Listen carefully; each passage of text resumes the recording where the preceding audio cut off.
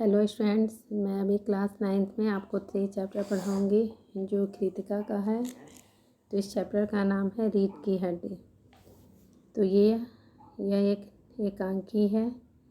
चलिए हम इस चैप्टर को देखते हैं। पहले रीढ़ की हड्डी जो है ये प्रस्तुत एकांकी श्री जगदीश चंद्र माथुर द्वारा लिखी गई है। यह एकांकी लड़की के विवाह की एक सामाजिक समस्या पर आधारित है। इस एकांकी में कुल 6 पात्र हैं। ये पहले ही है उमा जो लड़की है, रामस्वरूप लड़की के पिता हैं, प्रेमा लड़की की माँ, शंकर लड़का, गोपाल प्रसाद लड़के के पिता, रतन उनका नौकर। तो ये इसके पात्र हैं। अब हम देखते हैं इसमें एकांकी में क्या दिया गया है। तो इस एकांकी में दिया गया है उमा को देखने के लिए गोपाल प्रसाद और उनका लड़का शंकर आने वाला है।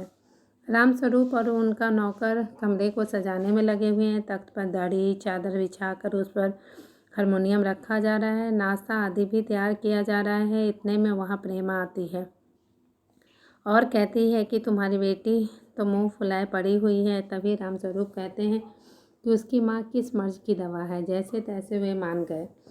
अब तुम्हारी बेवकूफ़ी से सारी मेहनत बेकार हो जाएगी, मुझे दोष मत देना। तब प्रेमा कहती है कि तुमने ही इसे पढ़ा लिखा कर सर चढ़ाया है। मैंने तो पाउडर ऑर्डर करके इसका मतलब घर में ही रखना चाहा, लेकिन तुमने इसे बाहर की दुनिया दिखाई, जिसका यह परिणाम है। उमा BA तक पढ़ी हुई है, परंतु रामस्वरूप लड़के वाले को 10वीं पास बताते हैं, क्योंकि लड़के वाले को कम पढ़ी लिखी लड़की ही चाहिए। नाश्ते में टोस्ट रखने के लिए मक्खन नहीं था। रामस्वरूप ने नौकर रतन को मक्खन लाने के लिए भेजा। बाहर जाते हुए रतन देखता है कि कोई घर की ओर आ रहा है। वह मालिक को बताता है कि थोड़ी देर में दरवाज़ा खटखटाने की आवाज़ आने लगती है। दरवाज़ा खुलने पर गोपाल प्रसाद और उनका लड़का शंकर वहां पर उपस्थित होता है। रामस्वरूप उन दोनों लोगों को स्वागत करते हैं। दोनों बैठकर अपने ज़माने की तुलना नए ज़माने से करने लगते हैं। फिर उसके बाद देखते हैं जो अपनी आवाज़ और तरीके को बदलते हुए गोपाल प्रसाद कहते हैं, अच्छा तो साहब बिजनेस की बात की जाए। ये शादी ब्याह एक बिजनेस मानते थे। वो जो लड़के के पिता हैं वो शादी विवाह को एक बिजनेस मानते हैं। रामस्वरूप उमा को बुलाने के लिए अंदर जाते हैं और तभी पीछे से गोपाल प्रसाद जो है अपने बेटे शंकर से कहते हैं, आदमी तो भला है, मकान भी इसके पास है, कोई इसकी हालत बहुत अच्छी है। गोपाल प्रसाद अपने बेटे को झुककर बैठने पर डांटते हैं। रामस्वरूप दोनों को नाश्ता कराते हैं। इधर उधर की बातें होती हैं। गोपाल प्रसाद ने लड़की की सुंदरता के बारे में पूछते हैं। रामस्वरूप कहते हैं वो तो आप देख ही रहे हैं, जनपत्री की बात होती है, उसके बाद पढ़ाई लिखाई पर बात आती है। वे कहते हैं हमें तो मैट्रिक पास ही बहू चाहिए, मुझे उससे नौकरी तो करनी नहीं है। उमा को बुलाने पर वह सुर झुकाकर तथा हाथ में पान की तस्करी लेकर आती है। उमा कहने चमकों को देखकर गोपाल प्रसाद और शंकर दोनों ही एक साथ बोलने लगते हैं। चश्मा स्वरूप उमा को चश्मा लगाने की वजह स्पष्ट कर देते हैं।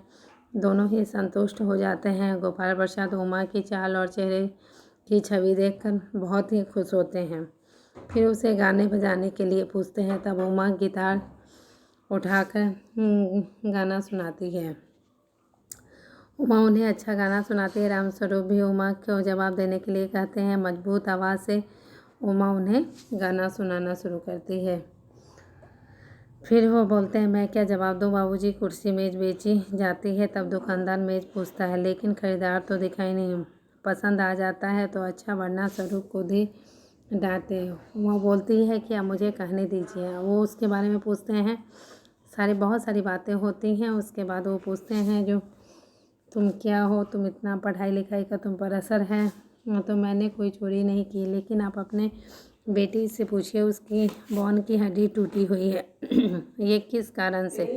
मुँह में पूछे से कहती है, ज़रूर बताइए, घर जाकर यह पता लगाइए कि लाडले बेटे की रीढ़ की हड्डी है कि नहीं। गोपाल प्रसाद लड़के के दरवाजे से बाहर चले जाते हैं। उमा कहती है और रोने लगती है। सुनकर रामस्वरूप खड़े हो जाते हैं। रतन आता है, पूछता है मक्खन, उसके एक आंख की सफा हो गई।